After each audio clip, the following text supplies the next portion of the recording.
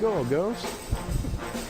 Bom, os anos vão passando, as pessoas vão mudando e o conflito entre as gerações vai acontecendo. Ele permanece. Quer dizer, nós sempre ouvimos aquelas expressões, na minha época não era assim. Sou o rei de falar isso. Ou então, na minha época era melhor. Isso é um saudosismo imperdoável.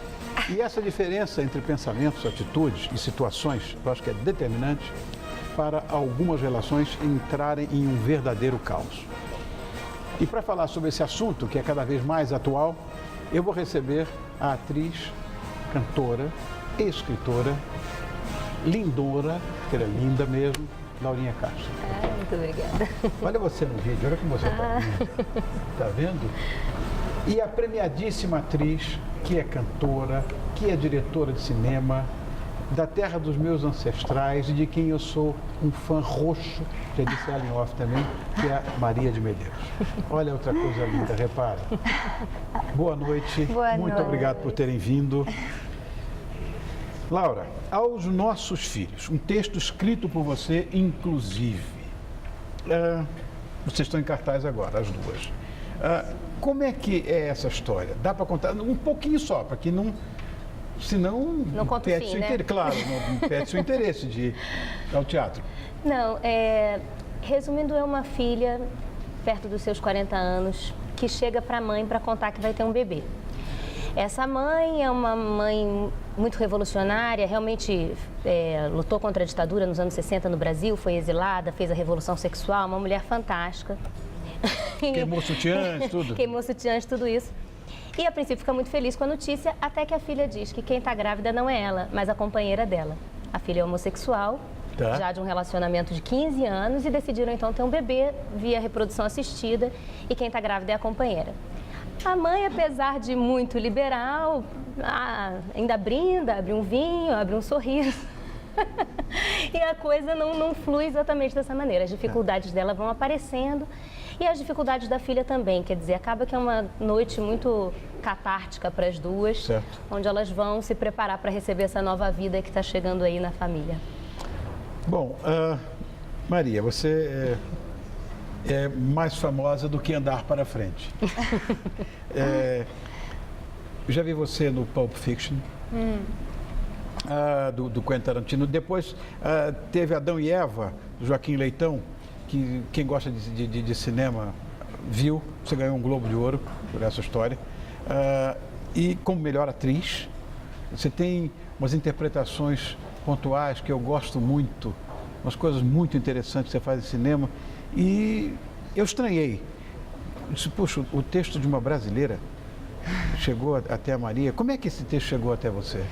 Então, é engraçado você mencionar o Adão e Eva, que foi um filme que teve muito sucesso em Portugal, que foi feito nos anos 90, mas que tem muito a ver com a nossa história, porque é a história de uma mulher que é homossexual e quer ter um filho e, enfim, como ela resolve a situação. É uma comédia super legal, para falar como se fala aqui, que eu adoro, e com o nosso amigo Joaquim de Almeida, enfim.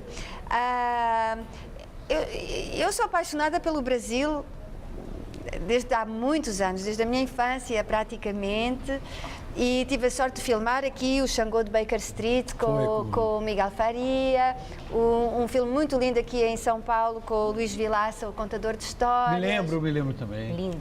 Aí eu estou muito atenta a tudo que me chega do Brasil e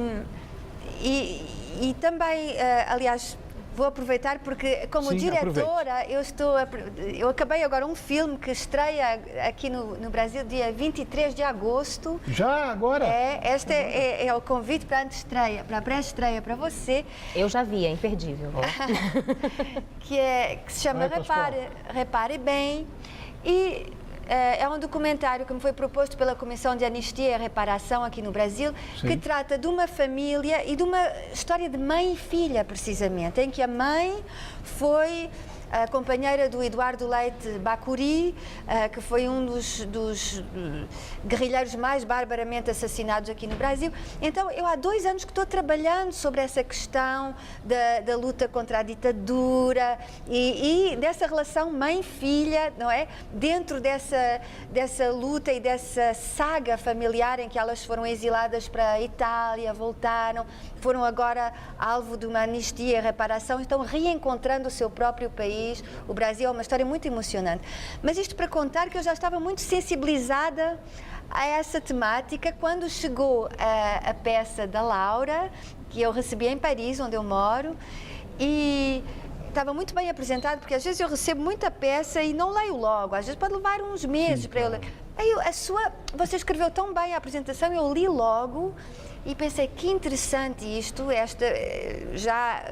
a personagem da mãe tem tudo a ver com o filme, e aí ela introduz esta outra questão muito de atualidade no mundo inteiro, não é? Que é a questão das novas formas familiares, as crianças nos casais gays. Aí eu disse, isto é para mim, eu quero esta aventura e aqui estou. E realmente é uma atriz fantástica, que para ela é uma aventura em todos os sentidos, né? Atravessou o oceano, chegou aqui, faz uma personagem de uma outra geração que não é a dela, né? Olhe bem, não podia ser minha mãe, mas no palco vocês acreditam nisso. Então, porque é uma atriz realmente... Nossa, todos os dias agradeço. Ah, que coisa boa. Olha, o espetáculo Aos Nossos Filhos está em cartaz no Tuca, que é um emblemático endereço também de teatro aqui na nossa cidade. Você sabe, fica na Rua Monte Alegre, em Perdizes, né? O número é 1024. Todo mundo sabe chegar lá, mas 1024 tem que falar. Monte Alegre, 1024. Ali mesmo, na universidade, lá na Universidade Católica, no Tuca. E as sessões são sextas e sábados, horários nobilíssimos. Sextas e sábados, 21h30 e domingos às 18 horas. Então, sextas e sábados às 9h30 da noite, fica mais fácil, e aos domingos às 6 horas da tarde, quase noite. Bom, o tema de hoje foi exatamente baseado no espetáculo que vocês estão fazendo. E nós vamos tentar entender como é que se dá esse conflito nas gerações, que isso é uma coisa que tem uma certa complexidade, porque eu sei, a história é irreversível, mas ela se repete.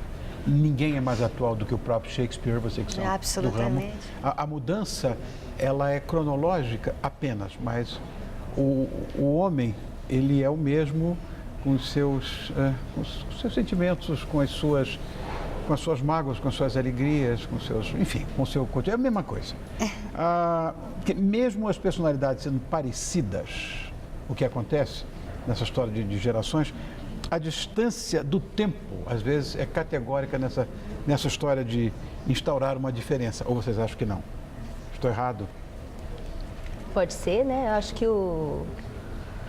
as vivências vão ser sempre outras, né? Por mais que sejam, acho até que na peça mesmo, mãe e filha são, na verdade, 2 pessoas muito revolucionárias. Eu acho que muito a filha aprendeu com a mãe mesmo, de encarar a vida de uma forma livre, de certa forma, mas ela vive em outro tempo, ela tem outras informações, então sim, e tem também a questão de buscar uma individualidade e se opor em algumas coisas, né?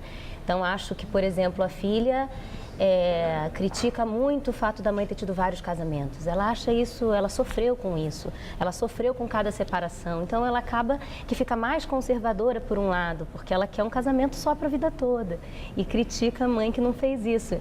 Então, acaba que sim, o tempo e essa necessidade de você, né, se afirmar e criar as suas coisas, né, acaba criando essas oposições. Você acha, Maria, que Muito obrigada. Essas diferenças cronológicas podem comprometer uma relação? Certo. Bom, eu acho que os filhos sempre vão nos surpreender. E é isso que é a magia da vida, não é? Que nós sempre vamos ser surpreendidos pelos nossos filhos. Mesmo uma mãe revolucionária que acha que já foi, que realmente foi de todas as lutas, etc., de repente ela se surpreende com o que ela chama a caretice da filha na peça. Eu achei isso muito interessante. Mas na vida também, eu sou mãe e sei que vou ser surpreendida. Faz parte, não é? Claro. Mas é isso que é bonito entre pais e filhos. Também acho. Après vous, mademoiselle? Très bien. Oh là là. E, bom, você sabe, a minha cozinha predileta, eu gosto de cozinhar, eu gosto de comer muito também. E a minha cozinha predileta ainda é a ancienne cuisine française, que é o que nós chamamos de filé au poivre. Nossa, eu estava com saudades de Paris. Olha, e está exatamente como eu gosto. No ponto. Bleu. Bleu. Bleu como eu gosto. Então você sabe comer carne, não é? Agora, Adoro. muitos pensamentos não morrem através dos tempos. Há pouco nós estamos falando de Shakespeare. Porque são, de fato, os mesmos problemas, as mesmas ansiedades, enfim, eles se repetem. Mas, conforme os anos vão passando, as pessoas também mudam. Mudam a maneira de encarar essas ideias. Né? Está aberto para rever esses conceitos, você acha que é um bom caminho? Acho que sem dúvida, né? Acho que é fundamental hoje. Acho que faz parte da coragem da vida, A coragem, né? não é? Rever os conceitos. É porque existe um texto, uma máxima muito antiga, que diz o seguinte, se não me engano até é português, hein? Renovar ou morrer. Eu prefiro renovar. Sim. Eu também. Então, a vida é um prêmio, mas você tem que saber como lidar com isso, como administrar. Olha, eu queria felicitar o chefe, que está maravilhoso. Bom, Maravilhoso. Tá, a Cadê? carne. Tá ali, ó. Pimentel faz o absolutamente melhor filé au divina. poivre de São Paulo. Parabéns. Parabéns, tá maravilhoso. Francesa pode dizer. Uma parisienne. Estou falando enquanto parisienne. Aí, ó. Aí, ó. Tá maravilhoso. Nossa. Obrigada a Fantástico. você. Bom, Palavra genial. nesse texto, a Laura, que é a filha, ela interpreta uma moça ligada à homossexualidade. Agora, falta esclarecimento, vocês acham, na hora de tratar de assuntos assim? Sim. É um dos motivos pelos quais eu queria escrever sobre esse assunto, porque eu acho que as pessoas têm pouca informação mesmo. Mesmo eu acho que dentro do conflito de geração, a mãe fala justamente isso. No meu tempo, né? Ter filho não era uma opção. Os meus amigos gays, que eu tinha muitos, eles não tiveram filhos. Não era uma opção para os gays da minha geração. Sim. Ela diz isso. E, enfim, o tempo passa e agora é então uma opção. E eu acho que as pessoas não têm realmente, né, não percebem que é igual a todas as famílias, que está ali, Claro. pronto, do seu lado, Claro. é seu vizinho, é seu amigo. E eu acho que falar nesses assuntos, mostrar essas famílias é muito positivo para a inclusão das crianças, das famílias, para abrir a cabeça das pessoas. Eu acho bem importante. Maria. Sem dúvida. Na verdade, eu descobri muita coisa nesta peça. Eu já tinha amigos na Europa, casal de rapazes que fizeram todo esse processo e tal de ter crianças, mas havia muitos aspectos que eu desconhecia, aspectos práticos, não é? Que se colocam, problemas de documentação, de identificação da criança, etc. Problemas muito práticos, assim. E achei super corajoso da parte da Laura, no fundo, escrever esta peça, escrever a peça sobre uma experiência que lhe é tão próxima. E é preciso coragem para fazer isso. Também acho. Ela é muito valente. Assim, não me apresentei, mas... Muito lindo. Muito obrigada. Eu não me apresentei, mas me move muito a questão também, porque eu sou mãe de 3 filhos, né? E os 3 com minha companheira. Então, Bonitinho. de maneiras diferentes. A primeira, a Marta gerou, depois eu gerei e depois ainda adotamos uma terceira menina. Olha. Agora, Então, uma baguncinha boa lá em casa. E quando os pais não concordam em nada com os filhos, como é que a gente deve proceder? Várias formas. É estranho. Uma é cortar o cordão umbilical. Isso De uma vez, né? olha, nós conhecemos inclusive exemplos, Maria, de pessoas que saem das suas casas porque não têm o apoio dos pais. E assim constrói uma carreira, muitas vezes, promissora. Já vi essa história muitas vezes. É verdade. Às vezes é melhor caminhar contra a maré do que insistir na aprovação. Porque a aprovação chega às vezes com o tempo, não é? Leva um tempo a aceitar, a um processo, não é? O que você acha, Laura? Eu acho que nada como o tempo.